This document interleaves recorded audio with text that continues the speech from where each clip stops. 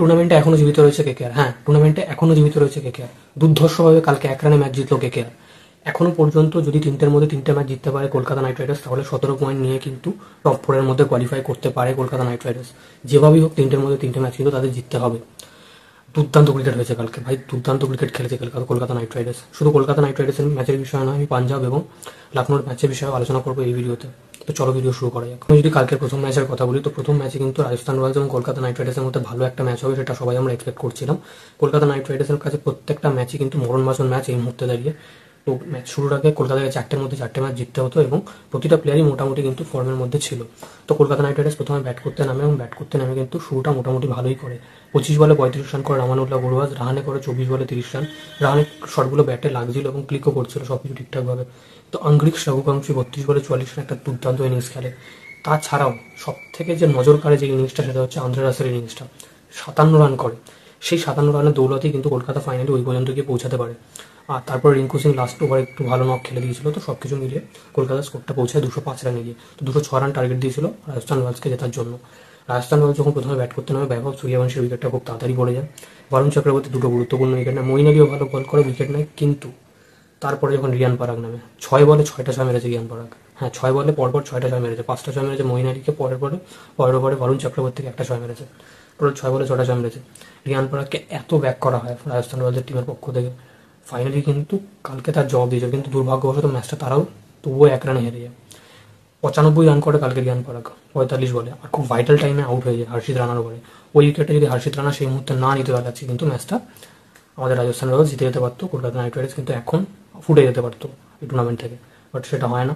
হর্ষিত রানা দুর্দান্ত বোলিং করে 4 ওভারে 41 রানে গুরুত্বপূর্ণ দুটো উইকেট নেয়। কিন্তু সমস্যাটা হচ্ছে লাস্ট ওভারে গিয়ে। লাস্ট ওভারে জেতার জন্য 1 ওভারে 22 রান বাকি ছিল, তখন শুভম দুবে এবং জব ফার্জার ব্যাট করছিল। সেই সময় ব্যাভা বারোরা বল করতে আসে এবং ব্যাভা বারোরা কিন্তু যথেষ্ট রান কনসিড করে দেয় প্রথম 4-5 বলের মধ্যে। লাস্ট বলে 1 বলে 3 রান বাকি ছিল।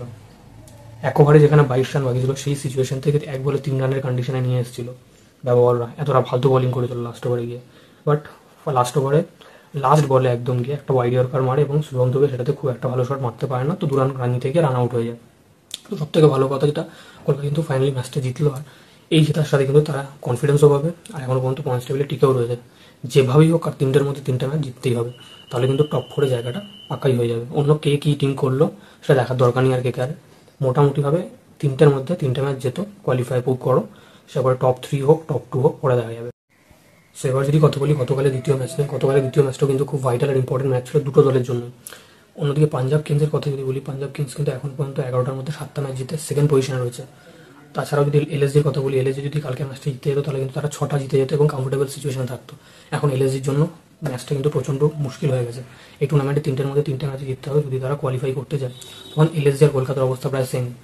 তো সব থেকে বড় কথা, কালকে ম্যাচ যখন শুরু হয়, তো পাঞ্জাব প্রথমে ব্যাট করতে নামে। প্রিয়ান সারিয়ার উইকেটটা খুব তাড়াতাড়ি পড়ে যায়। বাট প্রাপ সিমরান সিং প্রত্যেকটা ম্যাচে প্রমাণ করছে, প্রত্যেকটা ম্যাচে ভালো খেলছে এবং যখন ভালো খেলছে সে শুধু 40-50 রানই করছে না, একটা বড় ইনিংস নিয়ে যাচ্ছে, প্রায় 100-র কাছাকাছি ইনিংসটাকে নিয়ে যাচ্ছে। কালকে 91 রানের একটা গুরুত্বপূর্ণ ইনিংস খেলে প্রাপ সিমরান সিং। তো প্রাপ সিমরান সিং দুর্দান্ত ক্রিকেট খেলে এই পুরো সিজন ধরে। তারপরে জশ ইংলিশও মোটামুটিভাবে 30 রানের একটা ভালো নক খেলে। এছাড়াও যখন শ্রেয়াস আইয়ারও যখন ব্যাট করতে নামে 25 বলে 45 রানের একটা গুরুত্বপূর্ণ ইনিংস খেলে। তো মোটামুটি পাঞ্জাবের টপ অর্ডার কিন্তু দুর্দান্ত ক্রিকেট খেলছে এই পুরো সিজন ধরে। আর শ্রেয়াস আইয়ারের ক্যাপ্টেন্সি তো অনবদ্য ক্যাপ্টেন্সি করেছে গতকালের ম্যাচেও।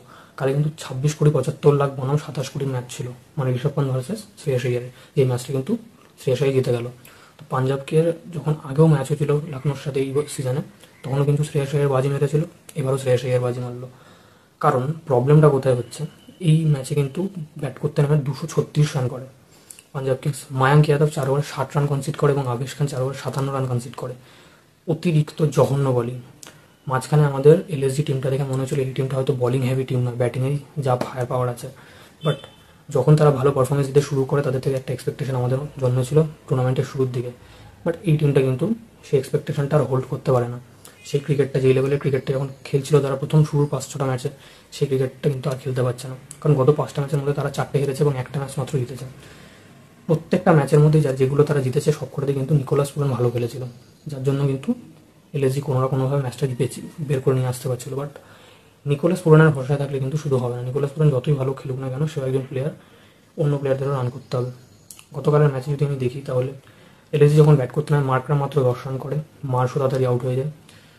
আর নিকোলাস পুরানো 5 রান করে আউট হয়ে যায়, বাট ঋষভ পান্ত চেষ্টা করেছিল ড্র্যাগ করার, 17 বল 18 রান করার পর সেও আউট হয়ে যায়। আরও একটা জঘন্য পারফরমেন্স ঋষভ পান্তের ব্যাট থেকে, যেখানে এই ম্যাচে কিন্তু খেলা তার জন্য খুবই ইম্পর্টেন্ট ছিল।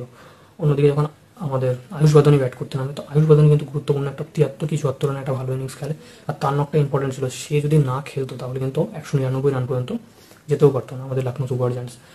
লখনৌর যে টিমটার প্রবলেম হচ্ছে সেটা হচ্ছে বোলিংটা খুব বেশি ভালো হচ্ছে না, টপ অর্ডার ফেল করছে, মিডল অর্ডারও ফেল করছে।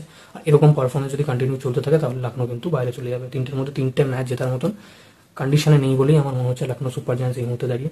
তো 3টে ম্যাচই খুবই ইম্পর্টেন্ট হতে চলেছে বাকি। আর অন্যদিকে যদি পাঞ্জাবের কথা বলি, তো পাঞ্জাব দুর্দান্ত ক্রিকেট খেলে এখন সেকেন্ড পজিশনে রয়েছে। শশাঙ্ক সিং একটা পডকাস্টে অনেকদিন আগে বলেছিল যে আপনি চেক করে দেখবেন যে আমাদের টিমটা টপ 2 এর মধ্যে শেষ করবে 14টা ম্যাচ খেলার পর। দেখা যাক যে 14টা ম্যাচ খেলার পর কোথায় গিয়ে শেষ করে আমাদের পাঞ্জাব কিংস। শ্রেয়াস আইয়ারের ক্যাপ্টেন্সি দুর্দান্ত হয়েছে, রিকি পন্টিংয়ের কোচিংয়ের জন্য হয়তো এই চেঞ্জেসটা এসছে পাঞ্জাব কিংসের পুরো টিমের মধ্যে। তো আপনাদের কি মনে হয় কমেন্ট সেকশনে লিখে জানান। ভিডিওটা ভালো লেগে থাকলে লাইক করুন, শেয়ার করুন, চ্যানেলটাকে অবশ্যই সাবস্ক্রাইব করে বেল আইকনটা বাজিয়ে দিন। দেখা হচ্ছে পরের ভিডিওতে, বাই।